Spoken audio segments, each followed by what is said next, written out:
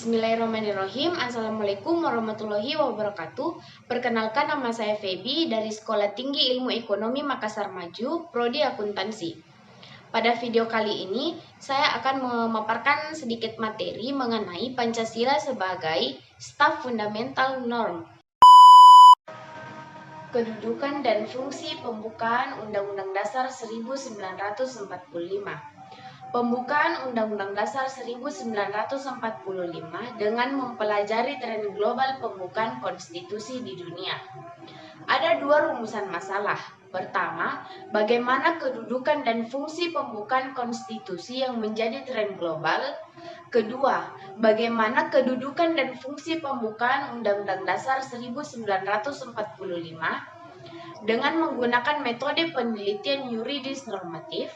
Artikel ini memperoleh kesimpulan, pertama, terjadi tren global kedudukan hukum pembukaan konstitusi tidak hanya sekedar simbolis pembuka yang berisikan sejarah, sumber kedaulatan, pernyataan kemerdekaan, Tuhan, tujuan negara maupun identitas nasional, melainkan berkembang menjadi interpretatif dan substantif sebagai dasar pengujian maupun penerapan hukum.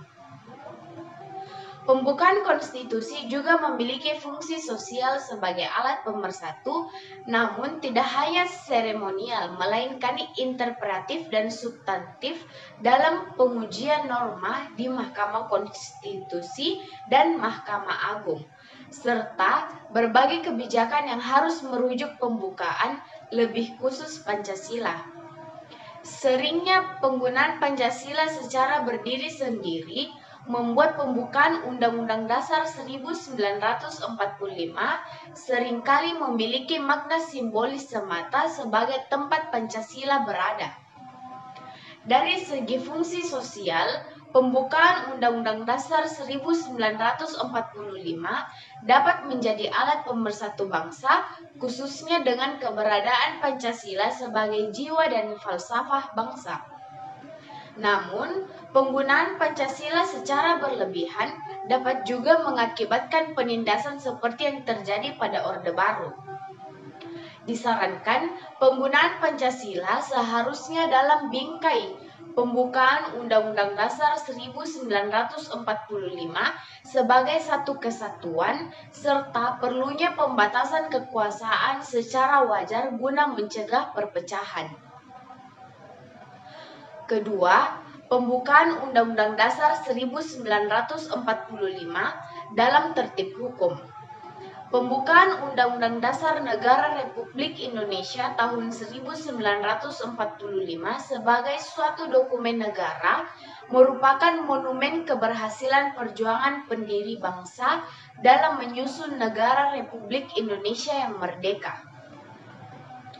Pembukaan Undang-Undang Dasar Negara Republik Indonesia tahun 1945 terletak dalam Konstitusi Negara Republik Indonesia dan memuat sejarah perjuangan, pernyataan kemerdekaan, serta tujuan berdirinya negara.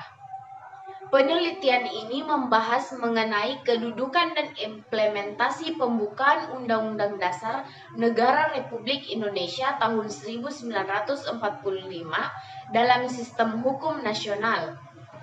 Sebagaimana diketahui bahwa selain letaknya sebagai bagian dari Konstitusi Negara Republik Indonesia, muatan yang diatur dalam pembukaan Undang-Undang Dasar Negara Republik Indonesia tahun 1945 juga tidak kalah pentingnya dalam penyelenggaraan kehidupan negara yang merdeka.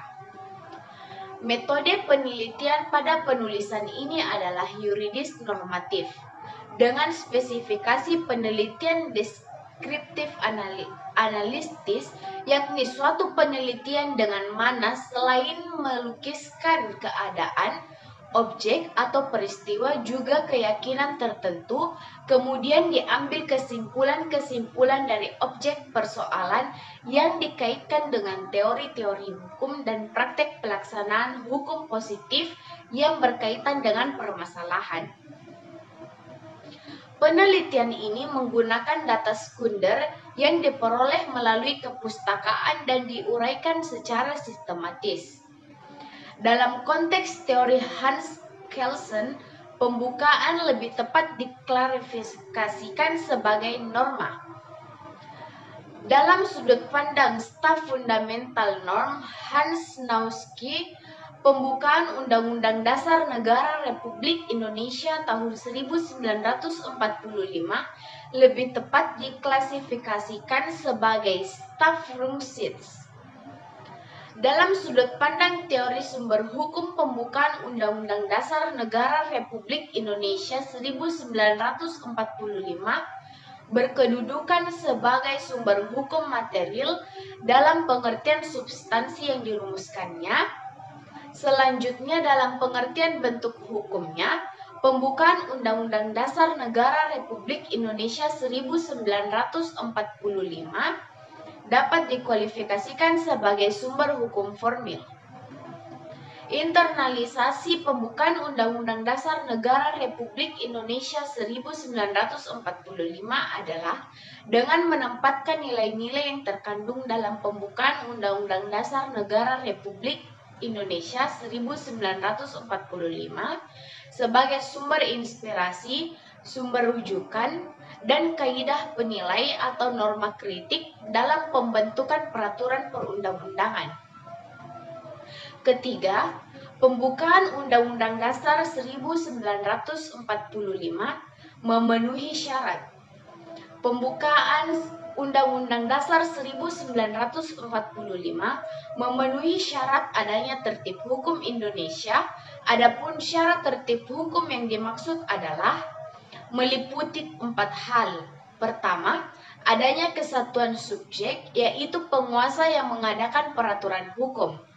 Hal ini terpenuhi dengan adanya suatu pemerintahan Republik Indonesia, pembukaan Undang-Undang Dasar 1945 alinea 4. Kedua, adanya kesatuan asas kerohanian yang merupakan suatu dasar dari keseluruhan peraturan hukum.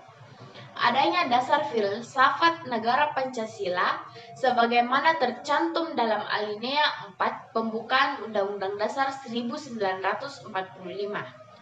Ketiga, adanya kesatuan daerah terpenuhi oleh kalimat seluruh tumpah darah Indonesia sebagaimana tercantum dalam alinea 4 pembukaan Undang-Undang Dasar 1945. Dan yang keempat, adanya kesatuan waktu, menunjukkan bahwa saat mulai berdirinya NKRI yang disertai dengan suatu tertib hukum sampai seterusnya selama kelangsungan hidup negara Republik Indonesia. Pembukaan Undang-Undang Dasar 1945 sebagai staf fundamental norm. Pembukaan Undang-Undang Dasar 1945 memiliki kedudukan sebagai pokok kaidah negara yang fundamental.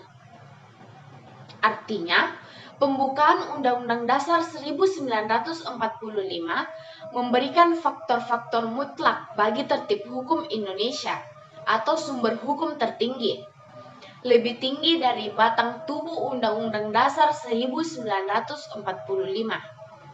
Unsur-unsur mutlak dari pokok kaidah negara yang fundamental antara lain sebagai berikut.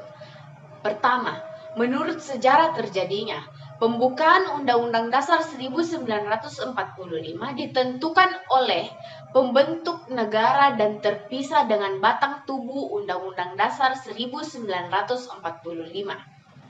1. Pembentuk negara PPKI yang mempunyai kualitas dan kedudukan sebagai pembentuk negara menegakkan Indonesia, dibentuklah batang tubuh Undang-Undang Dasar 1945.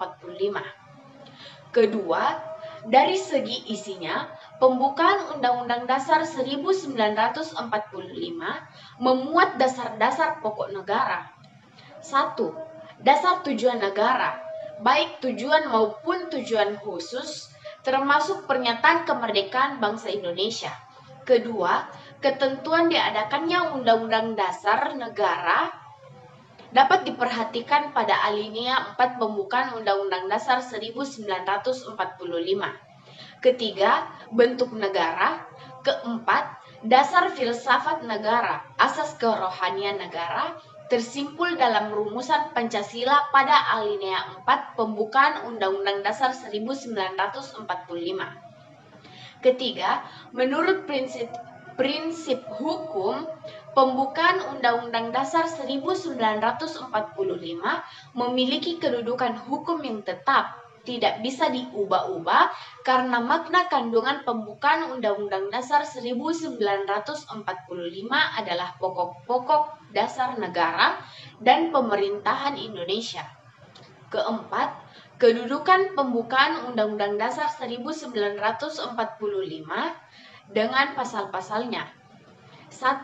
Terpisah dan sebagai pokok kaidah negara fundamental serta lebih tinggi daripada batang tubuh dalam hal tertib hukum Indonesia. Kedua, pembukaan Undang-Undang Dasar 1945 beserta pokok-pokok pikiran yang harus dijabarkan ke dalam pasal-pasal Undang-Undang Dasar 1945.